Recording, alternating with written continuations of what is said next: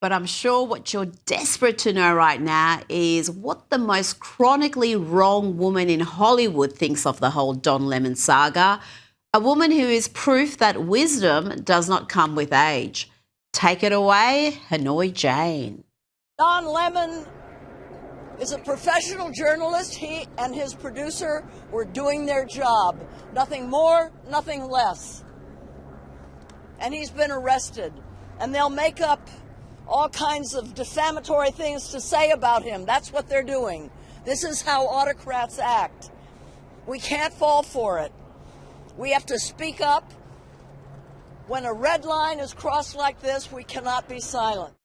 Let's bring in Newsweek's senior editor-at-large and Article 3 Project Senior Counsel, Josh Hammer.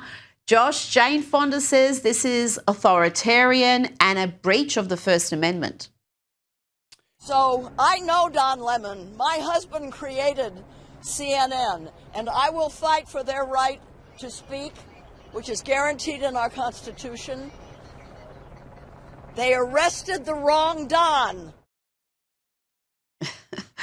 Josh, what's your response to those pearls of wisdom from Jane Fonda? Yeah, Rita, I literally can't think of a greater endorsement of Pam Bondi and the DOJ issuing an arrest warrant for Don Lemon than Hanoi Jane herself coming out opposed to it. I mean, what an absolutely mesmerizing endorsement for this current prosecution. Look, this notion that journalists in America have a higher First Amendment protection than most Americans is a common misconception. Look, I am a lawyer. I'm also a journalist. My First Amendment rights are the exact same as literally any other American in the country. Journalists have no higher or any different degree of First Amendment protection. The First Amendment does indeed protect your right to stand on a public property, stand on a sidewalk, stand in a public square. You can hold up your dumb Ford Foundation, Tide Foundation, stupid open boroughs, George Soros Fund sign, abolish ICE, DHS is fascist, arrest the orange man, whatever. Who gives a crap? You can do that. Here's what you can't do. You can't trespass private property. And even more than that, we have federal statutes on the books that specifically criminalize doing this when it comes to a house of worship. This is back in the good old days, back when there was bipartisan agreement that, speaking of the First Amendment, Hanoi Jane, you know what else is there? Oh, yeah, the free exercise of religion. And back in the 1990s, back when Democrats were still relatively sane, you had the Bill Clinton-led Democrats lead this bipartisan charge to pass the FACE Act, a 1994 statute that specifically criminalizes doing exactly what Don Lemon and his bunch of not-so-merry left-wing hooligans did in St. Paul, Minnesota a few Sundays ago. You can't disrupt a house of worship there. Frankly, Rita, we've heard how many times in the past few years this refrain from Joe Biden, Merrick Garland, and the rest of what I used to call the Democrat lawfare complex. How many times do we hear this refrain that no one is above the law? I agree with that statement. No one is above the law. The question is Don Lemon above the law? Pam Bondi and Donald Trump say no. They're totally correct on that. Well, Hollywood says he is. He's getting standing ovations from Hollywood these days. Ridiculous stuff. We've got another Democrat media narrative that has come undone, Josh, by facts and footage.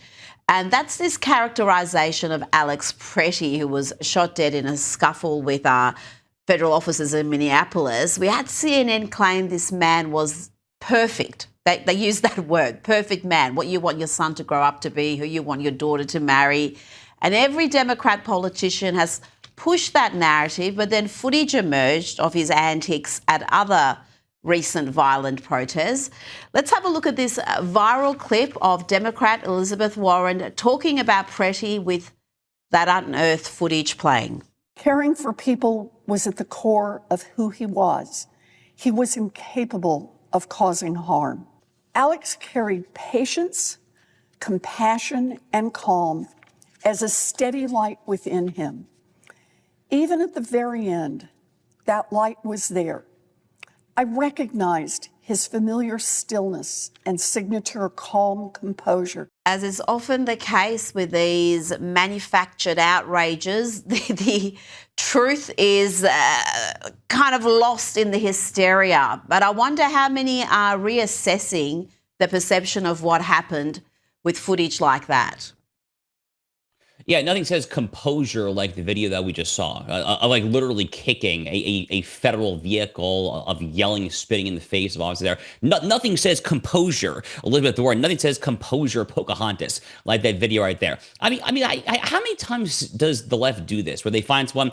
I think back to Kilmar Abrego Garcia, this MS-13 connected human trafficker, this sex offender, the Maryland man, the quintessential Maryland man there. He's out there in a white t-shirt mowing his lawn there. That's who you should be when you grow up there. You should be the Maryland man, Kilmar Abrego Garcia. You should be Alex Pretti, who's full of composure there. Heck, why don't you go back to the Washington Post from about 7 or 8 years ago? Why don't we try to be an austere religious scholar, kind of like Abu Bakr al-Baghdadi, the head of ISIS there? The hits just keep on coming right there. But look, we're being a little tongue-in-cheek here. Look, the reality is a young man died. And he died because, it is very simple, he died because Democrats did not play along. If Tim Walz and Jacob Frey and Ilhan Omar and Keith Ellison and the rest of the Minnesota Democrats had just said, okay, you know what? Federal law is supreme. We understand the Supremacy Clause. We understand the Constitution. Come in here, arrest your criminal aliens. If they had done that, Rita, none of this would have happened. The reason that Renee Good and the reason that Alex Pretti are dead is because they ginned up these people into demagogic fits of rage. It's essentially kind of taken the Hamas martyrdom complex and taking it to the American home front. They're trying to use these people as martyrs. It's like death pornography, really. It's awful. It's absolutely awful. And again, a young man lost his life, someone who I didn't agree with politically, obviously, but it's still tragic. He had siblings, parents, et cetera there. And ultimately, really, the blood really, in this case, is on the hands, I think, of Tim Walz, Keith Ellison, and these demagogues who riled up people like Alex Pretti. And it's funny that this is happening in Minneapolis when ICE is operating throughout the country, and they are deporting a lot more people from places like Texas than Minnesota. And we're not seeing those issues there because law enforcement is cooperating instead of obstructing. And of course, Minneapolis and Minnesota, the entire state of Minnesota has been caught up in an unprecedented fraud scandal. And we're not talking about that anymore, are we, Josh? The focus is entirely on ICE and these protests.